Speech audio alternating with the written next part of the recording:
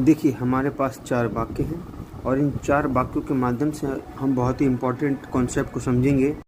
वो क्या है? देखिए, ही इज़ अ फूल, ये वाक्य सही है। ही इज़ अ फूलिश मैन, ये वाक्य भी सही है। ही इज़ अ फूलिश, ये वाक्य गलत है। ही इज़ फूल, ये वाक्य गलत है। तो ऐसा क्यों? ये दोनों सही हैं और ये गलत है। चलिए देखते हैं। बहुत इस शब्द को ध्यान रखिएगा, जो फूल है इसका पार्ट ऑफ स्पीच होता है नाउन, ठीक है। और नाउन से पहले हमेशा आर्टिकल आता है अगर वो काउंटेबल है। इसका मतलब होता है मूर्ख आदमी। तो इसको हम अगर नाउन कंसीडर कर रहे हैं, इसका मतलब ये काउंटेबल होगा। और नाउन है तो क्या हो जाएगा, उसके आगे आर्टिकल लगना कंपलसरी हो जाएगा। दूसरा, ही is a foolish man. Foolish का पार्ट ऑफ स्पीच होता है एडजेक्टिव, और एडजेक्टिव आता है किसी नाउन को क्वालिफाई करने के लिए। तो यहाँ ये फूलिश आया है इस नाउन को क्वालिफाई करने के लिए।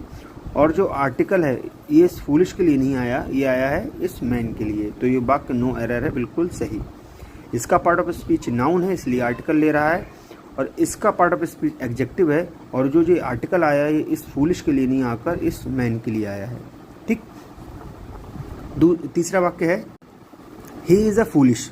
तो इस वाक्य में क्या गलती है? इस वाक्य में ये गलती है, हमें पता चल गया फूलिश का पार्ट ऑफ स्पीच क्या है, एडजेक्टिव। अगर इसका पार्ट ऑफ स्पीच एडजेक्टिव है तो एडजेक्टिव के आगे कभी भी आर्टिकल नहीं आते। अगर यहाँ आर्टिकल ना होता तब ये बिल्कुल सही होता, ही इज़ फूलिश। लेकिन यहाँ आर्टिकल दिया है इसलिए वाक्य गलत हो गया, क्योंकि एडजेक्टिव से पहले आर्टिकल नहीं आते।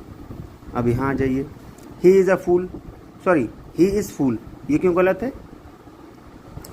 ये गलत इसलिए है क्योंकि इसका पार्ट ऑफ स्पीच नाउन है और नाउन से पहले आर्टिकल आना कंपलसरी है। यहाँ ए आना चाहिए, क्योंकि फूल का मतलब होता है एक बेवकूफ़ आदमी या मूर्ख आदमी। तो काउंटेबल है इसलिए आर्टिकल कंपलसरी है। यहाँ आर्टिकल नहीं था इसलिए ये वाक्य गलत है। तो आई होप इन 4 वाक्यों के माध्यम से आप ये समझ पाए होंगे कि फूल का पार्ट ऑफ स्पीच नाउन है और फूलिश का पार्ट ऑफ स्पीच एडजेक्टिव है।